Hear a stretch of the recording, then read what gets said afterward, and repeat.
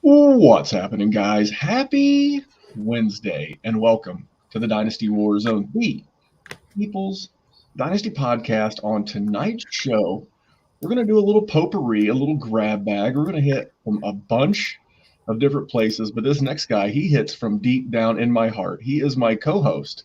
He is the man of the hour and the man with the power. Jerry Sinclair, recent college graduate. What's good, man? Listen, that was good. I got no homework to worry about for the foreseeable future. I don't have to worry about deadlines or anything else. I just get to talk football. It's playoffs. Honestly, it could not have come at a better time. So, I graduate, done with school for now, right? And that's awesome. On top of fantasy football being in the playoffs, the universe. It's coming up Millhouse, as they say in The Simpsons. It's coming up Jerry right now. How the hell are you? I know you got some good teams, and I know you got some bye weeks. But how are the teams that don't have the bye weeks faring? Did you have any Jamar Chases just break your heart or anything like that? We'll dive into that in the body of the show. I just don't want to gloss over the fact that my man graduated from Michigan State University. It is the Harvard of East Lansing, Yes, Michigan. I am very, very proud of him. Good for you, with man. High honors, just a humble brag. I had to explain that to my son. My son is a 14-year-old, and he saw the picture of our buddy Jerry. He's like, "What are those rope things around his neck?" I like, that means he did well.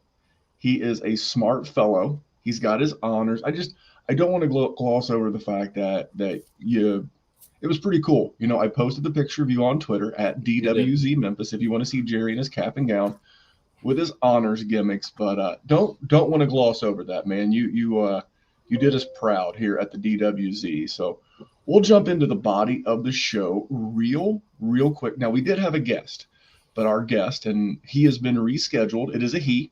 He has been rescheduled for January the 4th when he made the commitment to join us on tonight's show. There was not a Rams game, and he is a Rams fan.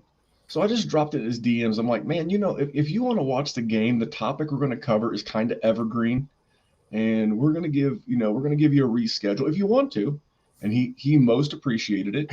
Yeah, so no name drops. When he agreed to this last week, this game was supposed to have been played 2 days ago. But as it is, this is part of his livelihood. So being able to watch the game, take notes on the game, on top of being a Rams fan, kind of made his life easier. And that's what we're about here, about helping a brother or sister out with fantasy football, Jerry. And you have a hardened demeanor, but deep down you're a softie. I've been told that I can be a little gruff, a little intimidating. I don't know where that comes from. I think I'm a sweetheart, but I get it. I get it. It's perception's reality. So people that don't know me as well, but yeah, man. And speaking of me, I've been on a bit of a hot streak lately, Jerry. Okay. Now we have a YouTube channel. Have you heard? I have heard. We have a YouTube channel. We're up to 299 subs. Oh. I know that's not a lot. I know that's not a ton, but it's becoming more of an emphasis for us. So if you could slide over there, sign up. It's free. You just hit the subscribe button. It's pretty easy. I think everybody uses YouTube. Jerry, you use YouTube. Yes, I do. And usually to watch you, honestly. But if you'd been attending football Sunday school, you would have been 9 for your last 10 props. I would like to thank the fine folks at DraftKings for not counting the 2-point conversion that Clyde Edwards-Helaire caught on Thursday night as a reception. It does say it in the prop rules, but it's kind of shitty. He had 2 actual receptions in that one. Didn't count. Outside of that, I went 9-0, 5-0 on Sunday, 4-0 on Monday Night Foosball. And guest season, I mentioned, is upon us. And we're going to be starting to do more rookie content, Jerry. I know you're ready for rookies. I am. I actually all those draft picks you got? Yeah, I do have quite a few. But we're going to talk about my rankings, and there's a nice little section all the way on the right, and it says rookies, and mine's empty. So I am excited to fill that bad boy out. Yeah, we're gonna start doing some rookie drops, more in the 5-6 minute range. I know if you're listening to this, 95% of you are podcast consumers, but if you're watching it on YouTube or even if you're listening in podcast, all you got to do is go over and subscribe. It just helps the show. Thumbs up a video, and you can turn notifications on. That way you don't miss anything. But we're doing a lot of good stuff at YouTube, and that's a great way, along with 5-star reviews over on iTunes. So not going to delay the show anymore, Gerald. We're going to get into the body of the show. Now, it's been a rough week, but we got to get back to a true staple of the show. It is, Jerry. It is our personal favorite. It is good people with bad tweets. Are you ready for a good person with a bad tweet? Okay. All right. Fire away. All right. We're going to start with Jeff Ratcliffe. Now, Jeff is a big to-do over at FTN. Used to be with PFF. I think he's been with all of the alphabet organizations over the years. Could have been with the DEA, the CIA, the FBI. I don't know. The alphabet boys. I know currently he's with the FTN. And this was Mr. Ratcliffe's tweet. This was the middle of last week. If you didn't make the fantasy football playoffs, don't make waiver wire moves during the fantasy football playoffs. There's no good reason why a team that is not in the playoffs that should impact the teams still playing for the championship. Period. That was not the tweet that I had an issue with. Okay. I was going to say, because I'm fine with that. It was the subsequent follow-up tweet, because someone asked in the comments, what about Dynasty?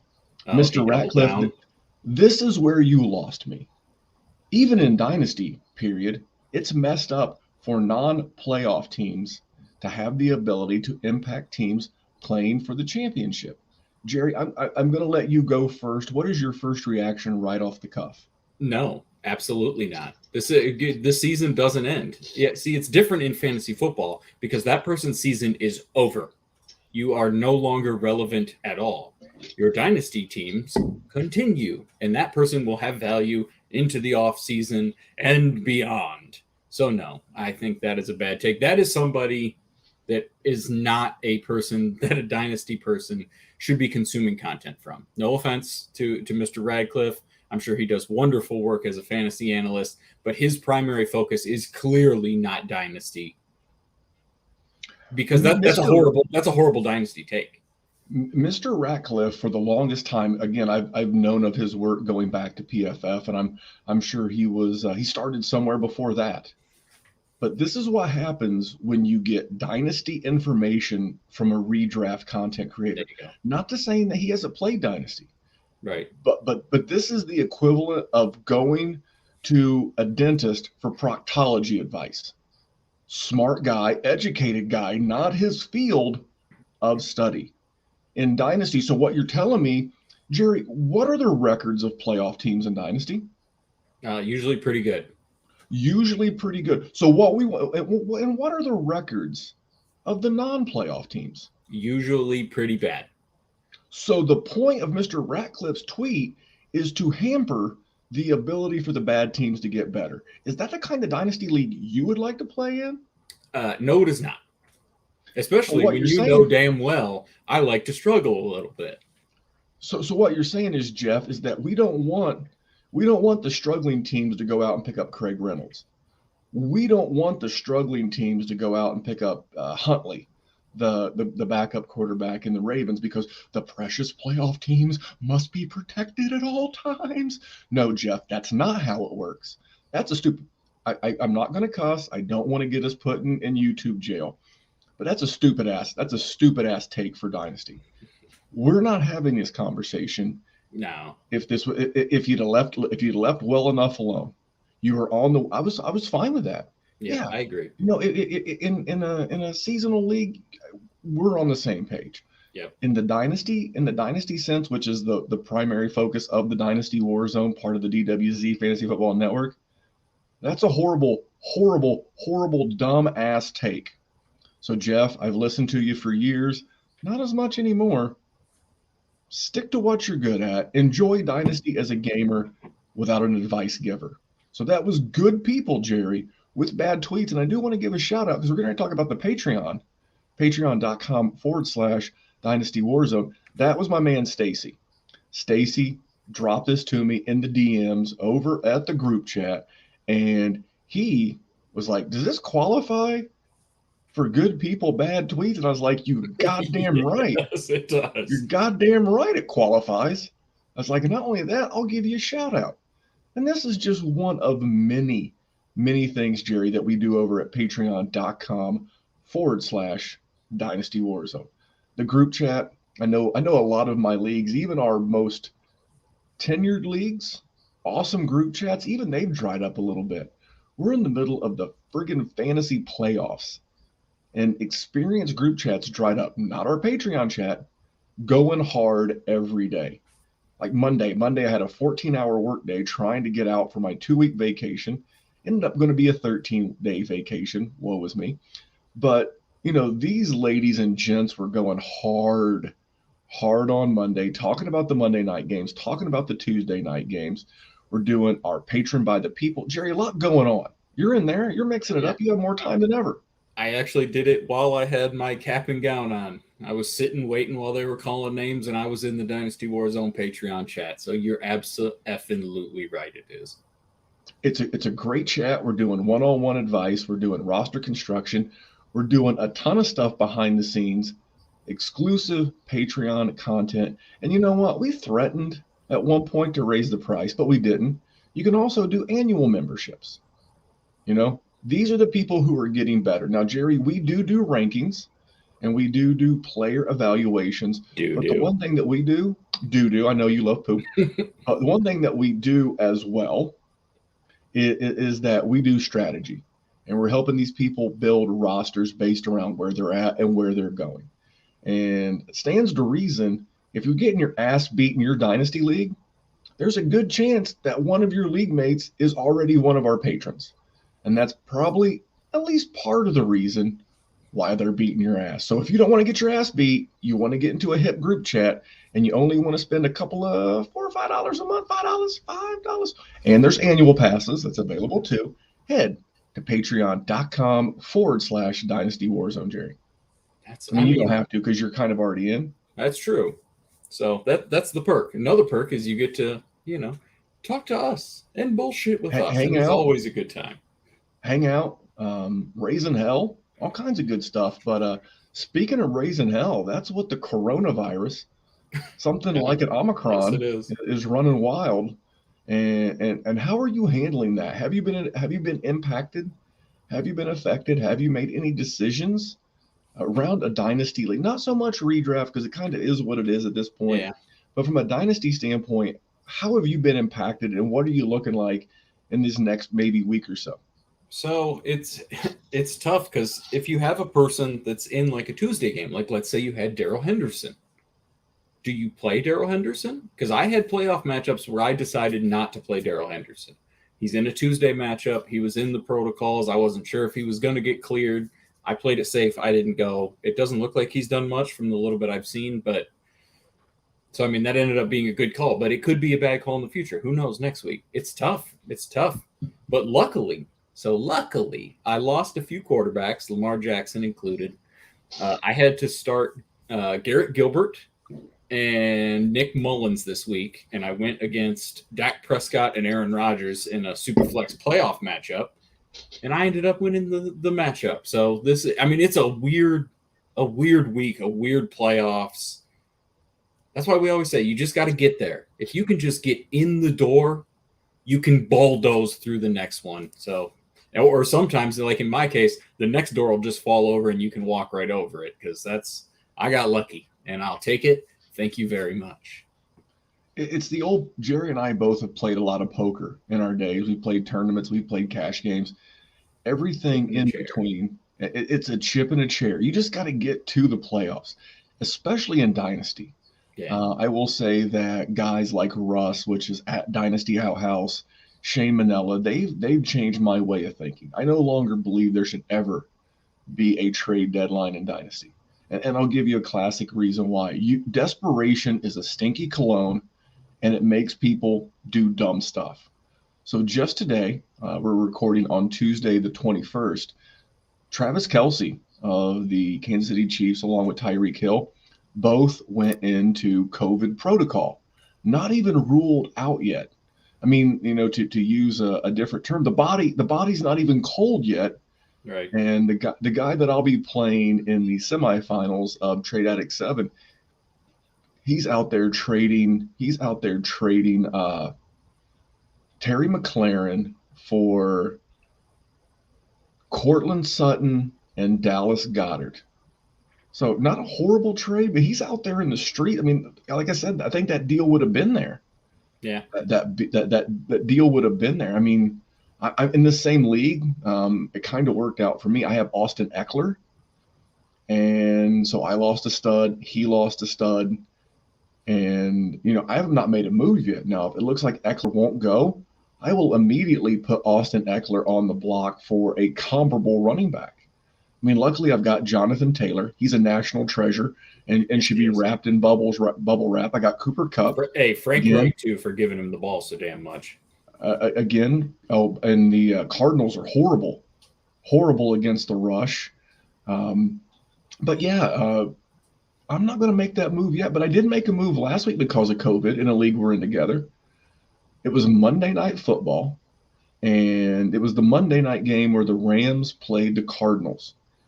And Tyler Higbee is one of my tight ends. It's must start 2 tight end premium, 1.75. So I traded Tyler Higbee and a third for Zach Ertz. Jerry, what are your thoughts about that trade in a vacuum? I think it's fine. Zach Ertz has been good, man. But I get it. I hear you. I ain't mad at you. I didn't love it, but I mean, I looked at the points. It's like on the season, Zach Ertz has scored more fantasy points. Yep. I mean, Tyler Higbee's younger, but he's not been super involved. No. And if the third got the deal done, it got the deal done. And when you have to start 2, and I had lost Dan Arnold. I had lost another. I don't remember the other tight end. And then I had lost TJ Hawkinson. So then I made a second trade in this league where I traded TJ Hawkinson for also Dallas Goedert and Sony Michel. So what are your thoughts about that trade? I think you pissed a little value down the train, but I understand why you did it.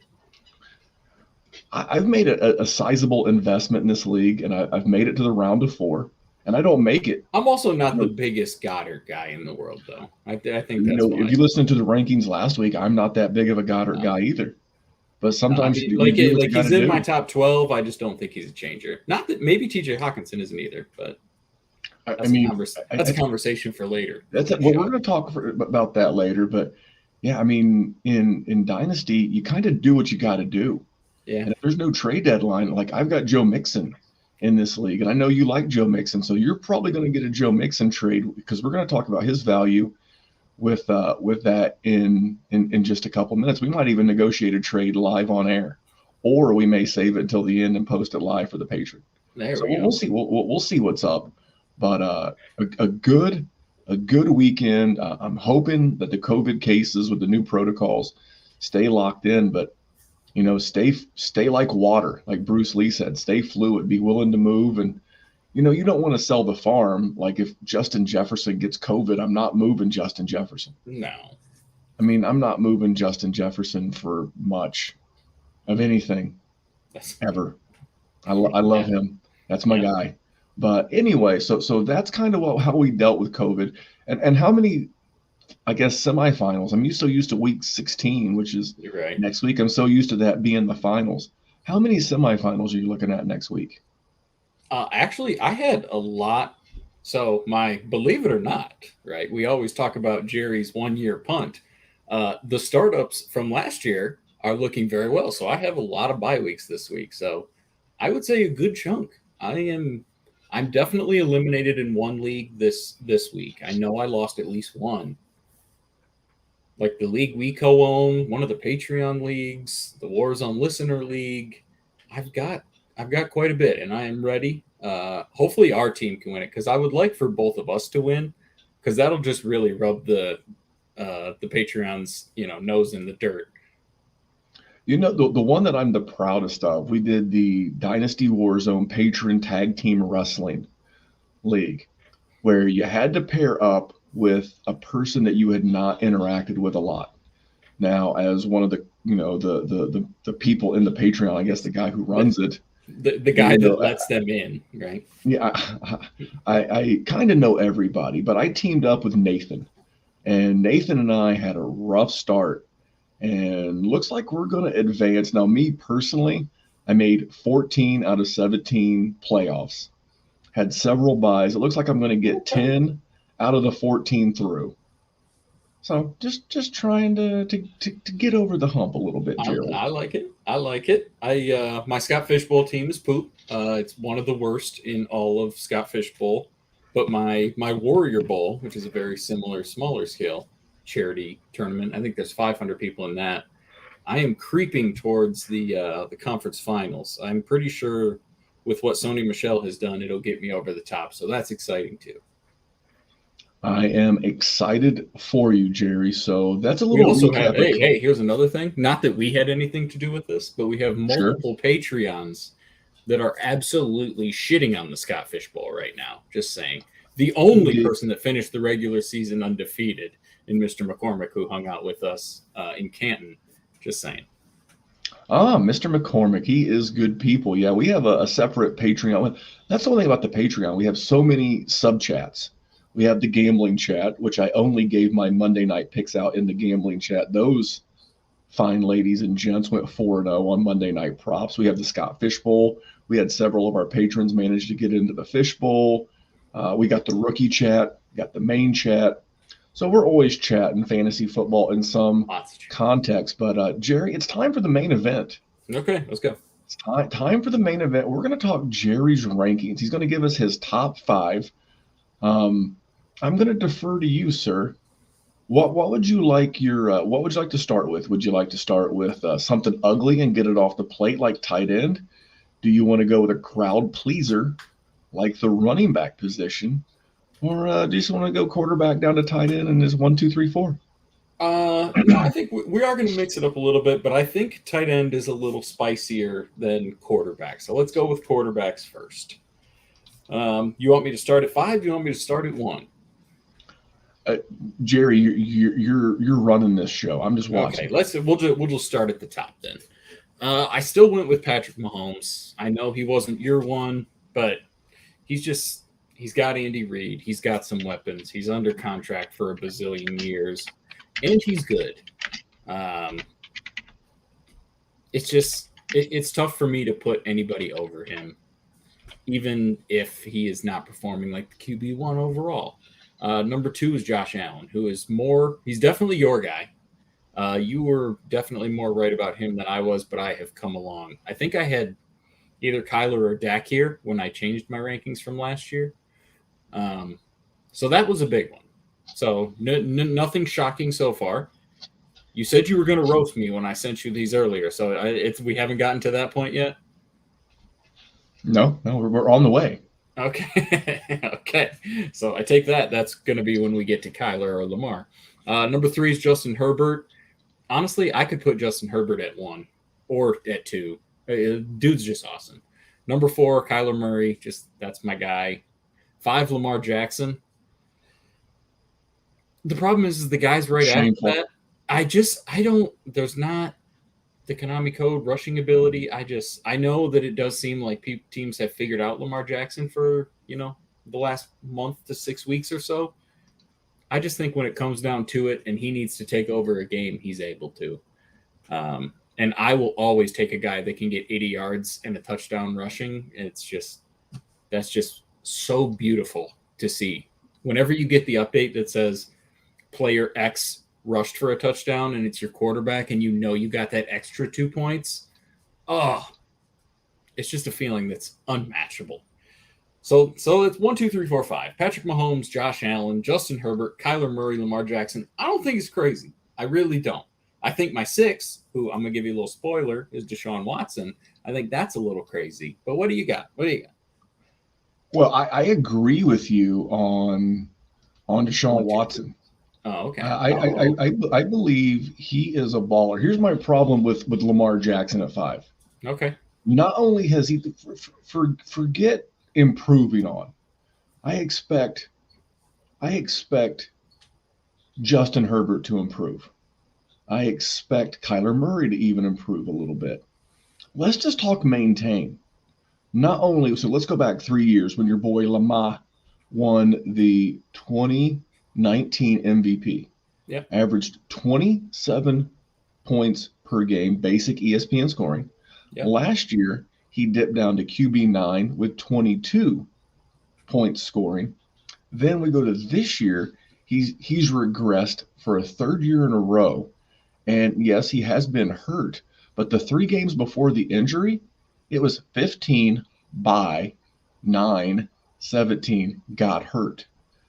I'm not saying for me, it's just the eye test. I've not dug into the metrics. I actually did this research while you were, going over your 5. For me, it's the regression. For me, it's the not improving. And it's not like they're not trying to help him. They drafted Rashad Bateman in the first round. They drafted Marquise Brown. They extended Mark Andrews. They brought in Sammy Watkins. So we've done all that, and yet the play has continued to regress. Maybe it'll come back when he has better running backs in 2022. Hopefully Dobbins gets healthy. The Gus Bus gets healthy. Things turn around. That's my concern. Does any of that concern you at all? Absolutely. I think the reason he's at 5 for me is because of the question marks about the guys that are immediately behind him. Because if I'm not gonna do the whole list right now, but if Desean Watson is the guy behind him at 6, obviously there's a big wart that's sitting on his value. So obviously I believe that the guys behind him also have those, whether it be age, whether it be, hype, whether yada, yada, yada. So I think that's it. I mean, we're talking about a dude that's an MVP and he rushes for 1,000 yards. Like, he's a 1,000-yard rusher, period. End of story. I think that is worth being a QB5 as it is. I get all your problems. I would like to see Rashad Bateman grow and be anything. He gets a lot of love and a lot of passes. Devy people. I mean, I fought the urge to poke the Twitter mob because a lot of people. Everybody gets a season. We talked about Ramondre Stevenson season. And then it's been Rashad Bateman. Every week's Rashad Bateman week. It's the old Native American rain dance theory. They keep dancing until it rains. People are going to keep saying Rashad Bateman season. It's going to be his week until he has one. Right. I almost put Rashad Master Bateman season the other day, but I thought that'd be hurtful. I thought that'd be unkind. I mean, this was always my fear when he wound up in this thing.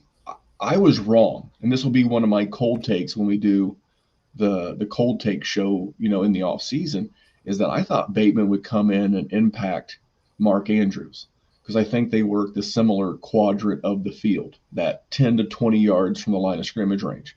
I thought, you got your boy Marquise deep. They brought in Sammy Watkins. I thought Bateman's presence would hurt Andrews. That was clearly not the case. Clearly not the case at all. If anything, Andrews is really, and in fairness to Bateman, he has been injured. He had a pretty severe injury. What I'm hoping is that his career arc reminds me a lot of Corey Davis's rookie season. Missed some games with some injury, an offense we weren't sure about with Marcus Mariota. Again, every situation's different, but that gives me pause. But that's what I want to talk about the QB position. Do you want to expound any further on the QBs?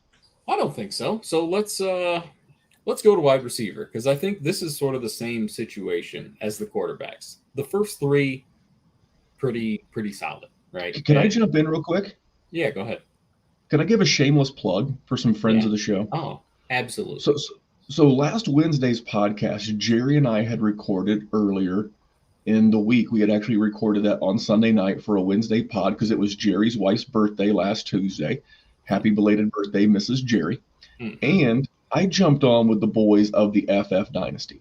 So if you go to your podcast player or you go to YouTube and search the FF Dynasty, you'll see me along with Casey and Jay Wayne, and we broke down our entire wide receiver rankings. We had this very conversation. I will tell you that Casey will kindly tell you to go F yourself because we're all Southern. These guys are from South Carolina. My family has ties to Tennessee. So he'll tell you to kindly go blank yourself because in the South, you have to put that kindly in front of it to make it feel more kind. So, Jerry, we've also talked about rankings. We believe there is a big three. Give us your big three. Justin Jefferson, number 1, Jamar Chase, number 2, CeeDee Lamb, number 3. You can mix and match those any which way you want, and you will not hear me give you any beef. I know Jamar Chase has had some struggles down the stretch. CeeDee Lamb, 2. Justin Jefferson has really been very consistent, so that's why I've kept him at 1. Honestly, I don't hate any of them. They are all absolute. If you have them on your team, no matter the situation, they should stay on your team for the foreseeable future. It's at number 4. A little bit older. His production is just too good. His situation is good. That's why I'm keeping him there, and it's Tyreek Hill. And just for the record, I should give a caveat that my rankings are based on the order in which I would draft somebody in a startup. So I do tend to do the productive struggle for a year as best as I can. So a lot of them are younger. So Tyreek Hill is sort of the difference in that. Number 5, people are going to hate it. Don't care. Marquise Brown.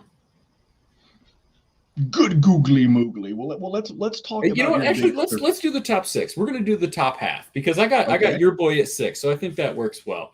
Deontay Johnson. I actually have him a little bit higher than you, which is about the most insane shit that I've ever heard. You have him three spots higher than me. We'll get to that. I just want to touch on your big 3 right quick. Yep. So the big 3, that was me, Casey, Jay Wayne. We're all in agreement there. I think that's kind of the dynasty industry. I think if anyone from the dynasty standpoint that is not ranking those 3 as their big 3, they're kind of missing out a little bit. You know, are they stuck? Because like we talked about this on that show. Jerry, do you know of anyone in the dynasty or redraft space who loves Cooper Kupp more than me or has loved him longer than me? No, and he's also having a great game right now. But no, I do not know that. Cooper Kupp will do Cooper Kupp things. Yes. But they were using DLF ADP. I was using Fantasy Pros. Fantasy Pros has moved him up 34 overall spots to the wide receiver 9.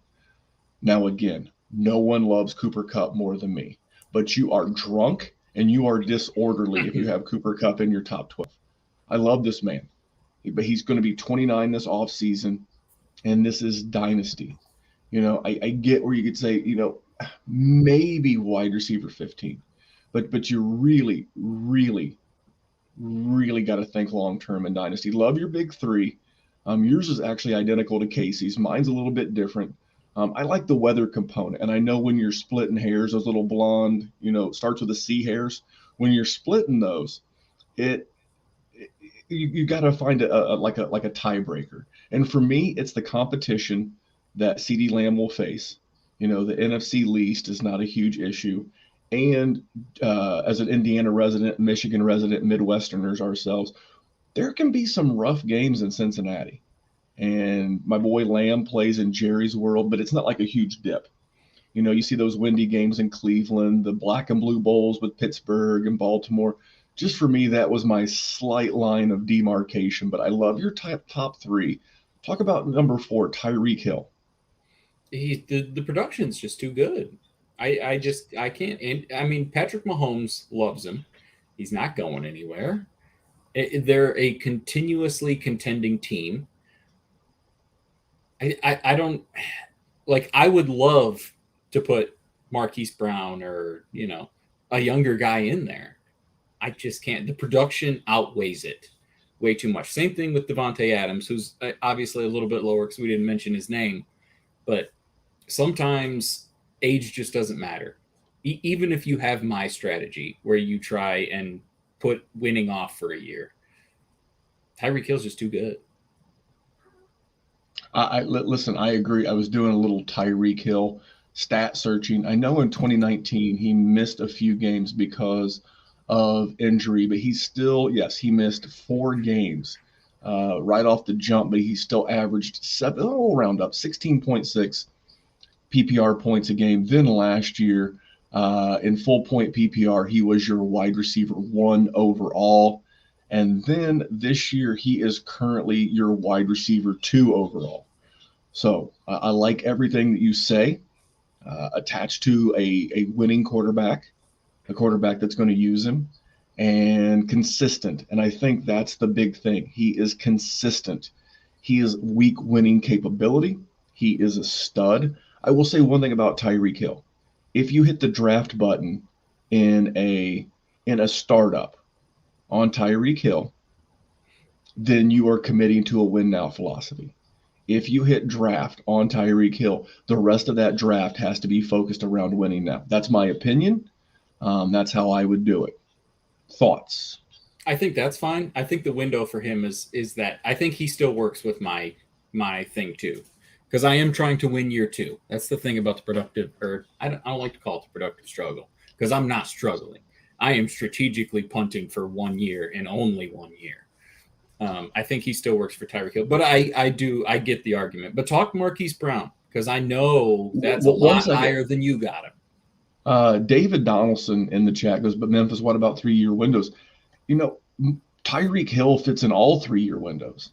My fear is that when you hit draft before your league mates, you have made a declaration.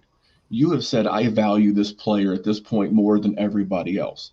So the odds of getting that ROI, return on investment, back are going to go down a little bit. So I'm just saying that, yes, you have to be committed to wanting to win. Like I said, in the next 3 years, if you're going to hit the button. Yeah. Because some people, and you know, even if you go, let's say you hit it, you draft him in March, Jerry, you know, and you're going to productive struggle. Okay, he's going to be 28 going into next year. Then he's going to be 29 going into the year after that. So what's his long-term contract situation? I don't think he walks. Those are just some things that go through my mind. But you want to talk Hollywood Brown. As my old boss I used just to want to say, hear. I want to hear you talk Hollywood Brown, because I know it's a lot higher than you have him, and I think a lot higher than a lot of people have him. That's higher than Willie Nelson and Snoop Dogg in a helicopter high. That's very high for me. I have never been a Marquise guy. I did like the 14 targets the other day. Yep. It's just the consistency. Here's the thing. I think the Lamar Jackson argument is the same as the Marquise Brown argument. Well, here's why I like it. It's okay that you have him ranked there. The best part for you is that you don't have to draft him there. Nope. You can personally value him there, but you can also get him a lot cheaper than that. So it's good that you have him there. I would love to see him. What is he? He's going next year, be year 4. Yeah. He was a first-round pick. They'll probably pick up his option. I would love to see him get out of there. But I don't think that he is. I would love to see what he could do somewhere else. It's just a low volume passing offense, a little bit higher this year, but they've been behind this year. So where did you come to this conclusion? I don't hate it, but so his age. He's not in my top 12. No, I knew. Yeah, that's why I knew for sure we were going to end up talking about him. He's extremely young. He's broken out, and he's done well in the low volume offense. And he has been, even though it's a low volume offense, they've still targeted him an absurd amount. He has tons of catches. So honestly, the only real question I had was whether I was going to put Deontay Johnson at 5 or Marquise Brown at 5. I just don't know exactly what Deontay Johnson's quarterback situation is next year. I do think because they're the Pittsburgh Steelers that they will have somebody good. And I agree, whatever you're about to say, is that whoever comes in is going to be better than the corpse of Ben Roethlisberger. And I agree, but Ben Roethlisberger... It's the Jalen Waddle argument. It seems like he funnels to him is the thing. So will he get as much? I don't know. But listen, I'm putting him at 6 overall. Like, obviously, no. I'm still very happy about Deontay Johnson being there. We're in agreement there, but much like my Jalen Waddle take last week, and I covered this with the boys of the FF Dynasty, is that no, it doesn't bother me that Ben's not there, because he had 60 either 60 targets or 60 receptions as a rookie with things named Duck Hodges and Mason Rudolph. So no, even as a rookie playing with quarterbacks not named Ben Roethlisberger, and that was with a healthy Juju Smith-Schuster. Claypool ain't the guy that's taking it away. He is going to get his. He is going to get his. I compared this last week to a pour-in. You ever use those pour-in drinks like a Mio? Yeah, oh yeah. The Pittsburgh offense is the bottle of water. You've got your 2 wide receivers. You've got Claypool. You've got Deontay Johnson. You've got your tight end in Freiermuth. You got Najee Harris. All you need is that little squirt. The squirt in this case is the quarterback. The quarterback is what you need to put in there. And then you shake that sumbitch up and you got deliciousness. You got a delicious offense that is going to put up fantasy goodness.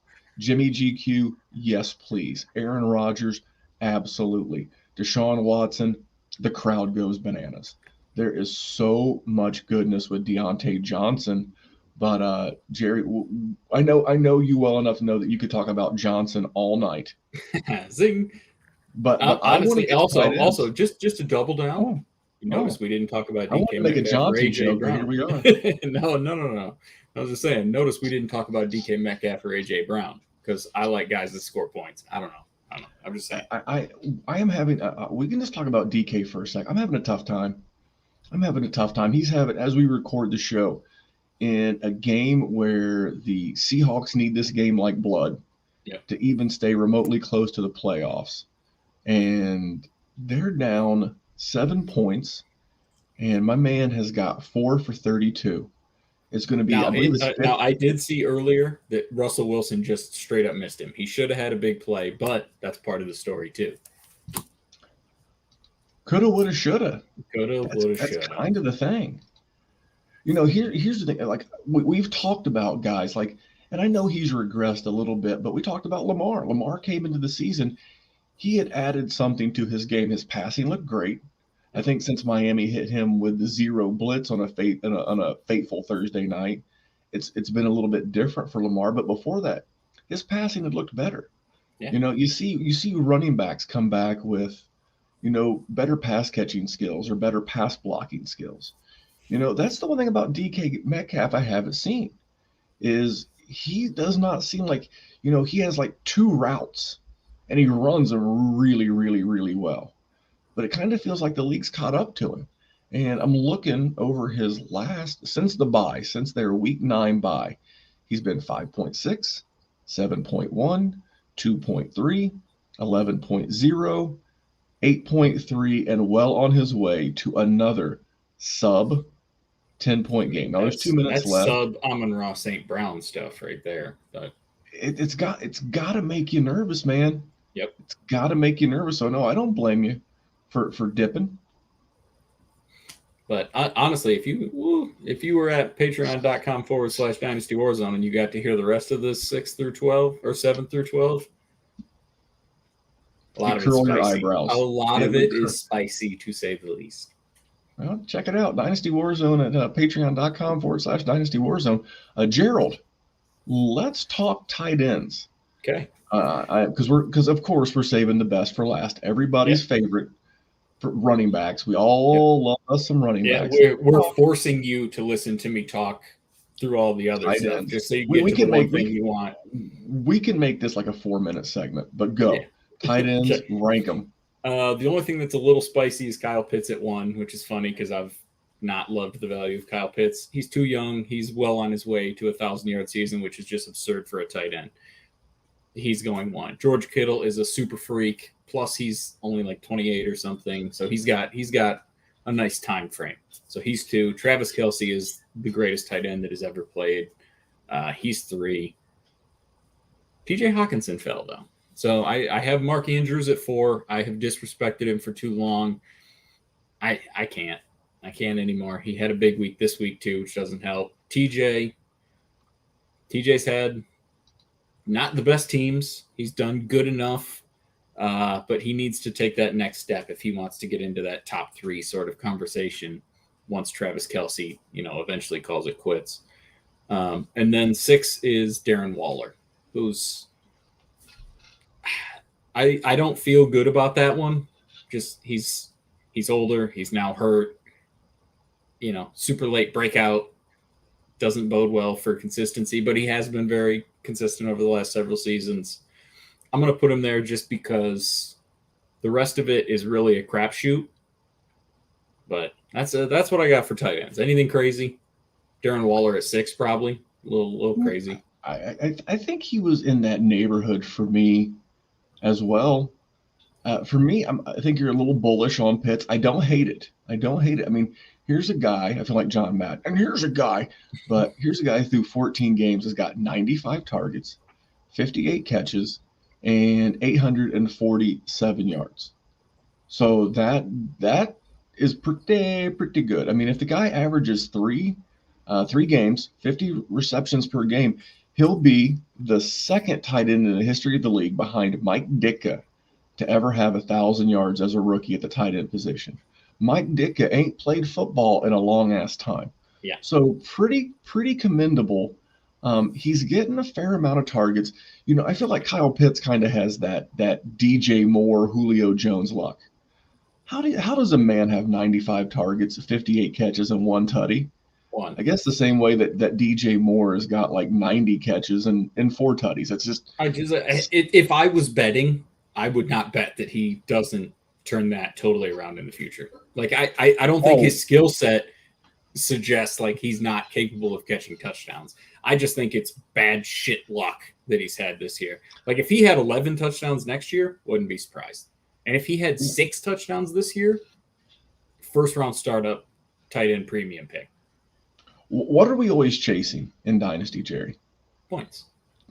Volume and value. Now he's not a value, but he's damn sure getting the volume. Yeah. I mean, I'm looking at his receptions. I mean, since the week 6 bye, 8, 6, 7, 7, 5, 6, 7, 6, 7. That's not bad. You'd like to see those bump 22? Up a couple? I mean, I think he just turned 21 in season.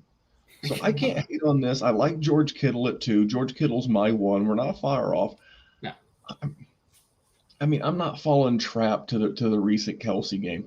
I'm about ready to move Kelsey to 4.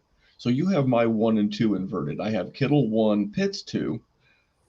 Man, after what I've seen out of Mark Andrews the last 2 weeks, and I'm not trying to fall for the recency bias, but you got to start putting some respect on that man's name. Yep. I mean, he's out here smashing people right now. And he's what, 26? Yeah. Stud. Just an absolute stud. Quarterback proof? No Lamar? Yeah. No problem. Oh, yeah. I mean, we have not seen those type of things out of your boy TJ Hawkinson. It's true. So for me, I don't really have a whole lot. Where did you have Gesicki, if you don't mind me asking? 8. Here, let's just go 1 through 12 real quick because with tight ends, because people don't really give a damn about tight ends. Yeah, they're fast forwarding through this segment anyway. Yeah, right. So after Darren Waller at 6, at 7, I actually put Dawson Knox. He's got Josh Allen. I like him. Sorry, haters gonna hate. I know it's a good pick. I moved him up based on your love of him during the show last week. And then at 8, I have Mike Gesicki, 9, Noah Fant, 10, Hunter Henry, 11, Dallas Goedert, 12, Pat Freiermuth. Man, I get Noah Fant, the Fant out of here. I'm sorry. He's being outplayed by his backup. He's still not been all that bad, though. If you look at his numbers, he's actually been okay. I think he's got like 600 yards or something. Like it's not as good as you wanted when you were drafting him like he was Kyle Pitts in the rookie draft, but it's not the worst. You're a lot more gracious than I am. I do like your rankings. So let's take 30. I'm going to give you 30 seconds to get your powder and get yourself like a little break. You know, there you go, freshen up, and just tell you that we're going to talk about Hate Brand Goods. That's our athletic apparel sponsor. You can head over to thehvii.com and check out the promos they're doing there. I guess it's 4 days of Christmas left. With every day they're doing a different promo, and on top of the promo value, you can use code Memphis at checkout. That also helps the show. They have the nice, the favorite, the Kick Today in the Dick coffee mug, now available in T-shirt form. You too can walk around the gym or the streets of whatever neighborhood you live in with a shirt that says Kick Today in the Dick from our friends at Hate Brand Goods, thehvii.com. All right, Jerry, let's do it. Let's kick your running back rankings in the dick. Let's do it. Big 5, running back position, go. Big 3, easy. Same as every single Dynasty analyst should be. Jonathan Taylor, DeAndre Swift, or Najee Harris. In some order that has Jonathan Taylor 1 and one of those other two at 2 or 3. I'm pretty sure you have Najee at 2, if I remember correctly. It doesn't matter. Either one. They're both awesome. None of them are Jonathan Taylor, because he is a messiah that should have a statue built, and bless his sweetheart. Number 4, so spicy, Randall. Joe Mixon. Number 5, Christian McCaffrey. Number 6, Dalvin Cook.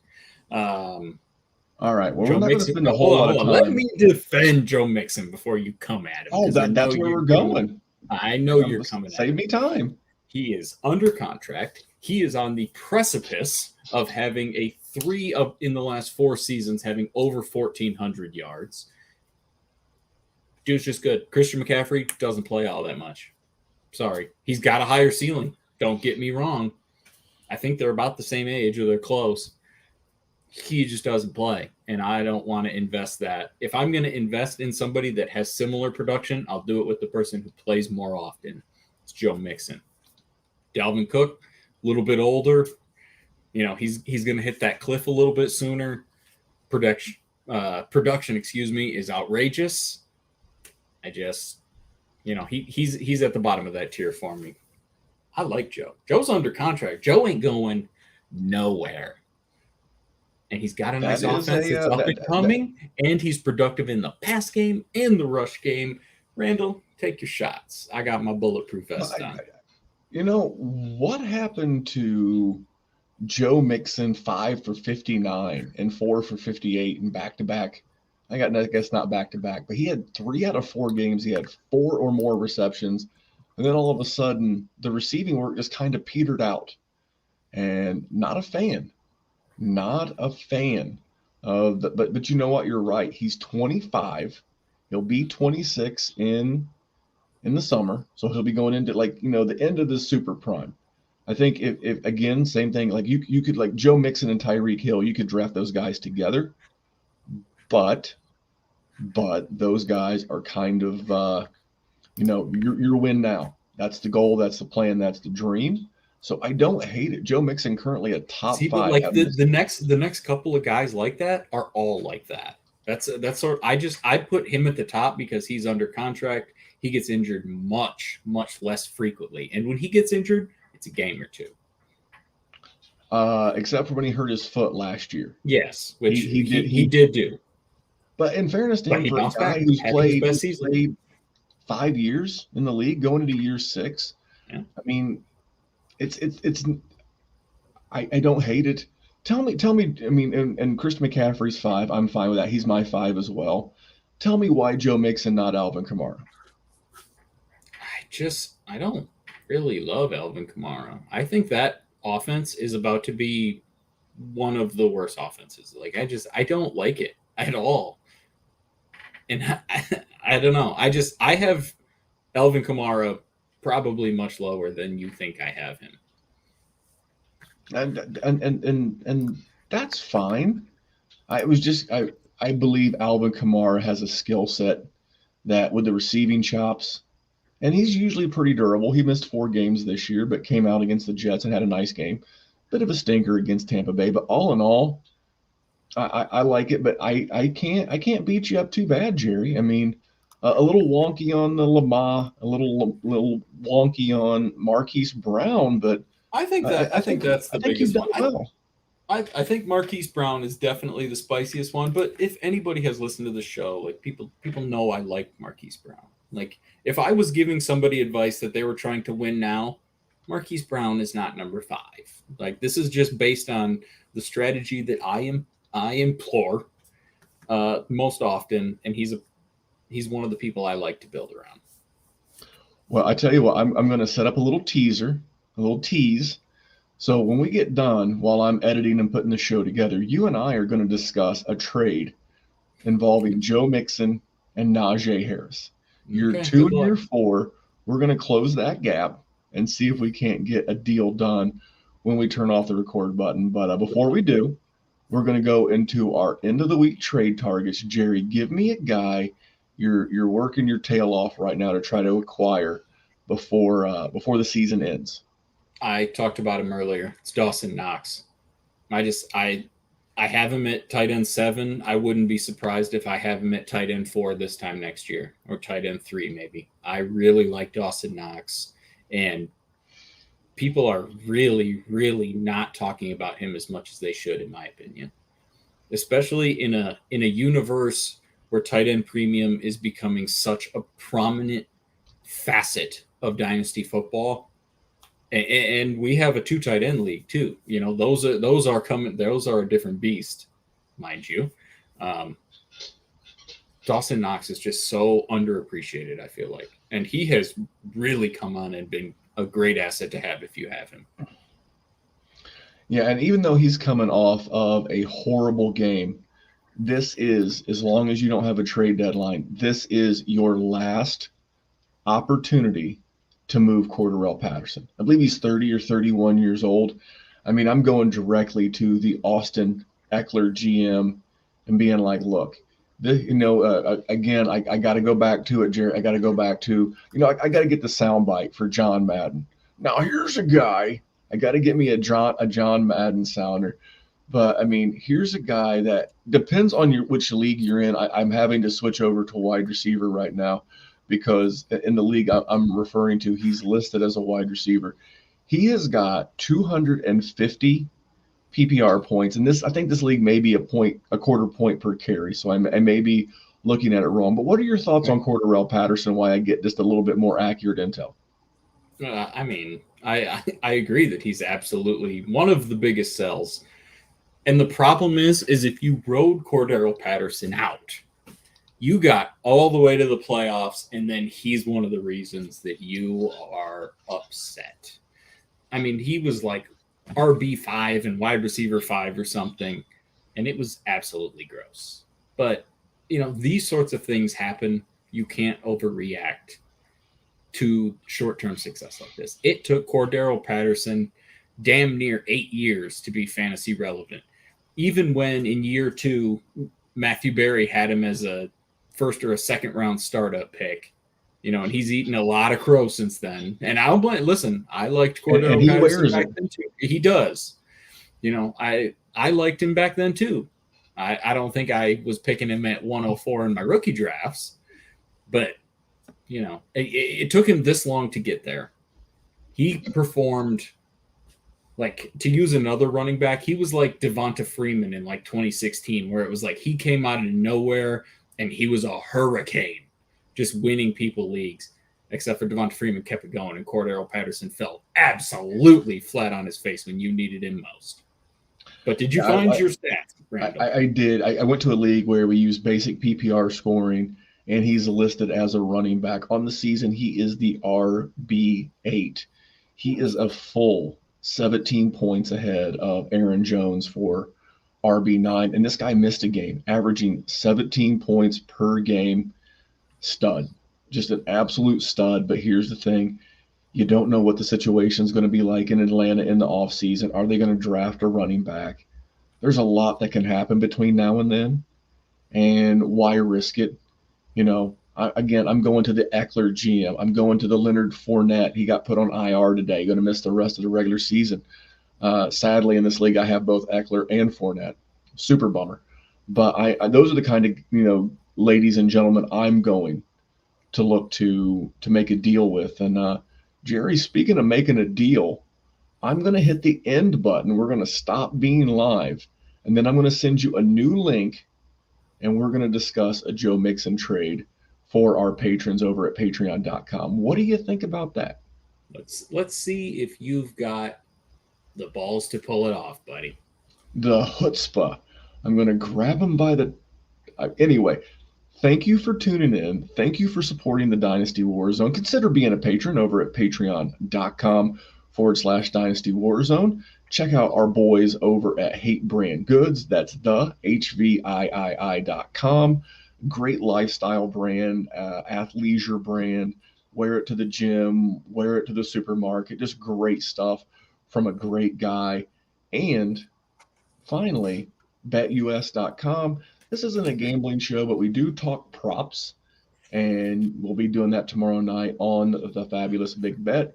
So please check them out. Hate Brand Goods, BetUS.com, patreon.com/Dynasty Warzone. And don't be afraid to go over to YouTube, subscribe, give us a notification, give us a thumbs up, give us a comment. 5-star reviews everywhere. It could be your graduation gift, old Jerry. What do you think, Jerry? That's true. There we go. Now, see, that's why he's a professional. Forget about his Christmas gift. We'll ask for those like on the next show. This can be Jerry's congratulations, you did it, you graduated gift. You can subscribe, you can rate and review, you can do a lot for the show, you can do it for free, you can support our sponsors, and we want to thank you for listening to the Dynasty Warzone. But on behalf of that man, recent college graduate Gerald J. Sinclair, my name is Memphis. You can follow the show at Dynasty Warzone on Instagram and Twitter. And until next time, Jerry, what are we trying to do? Here at the Dynasty Warzone, we're just trying to make the world a better place for fantasy football. Let's go trade me Najee Harris for a playoff push. Thanks for tuning in, guys.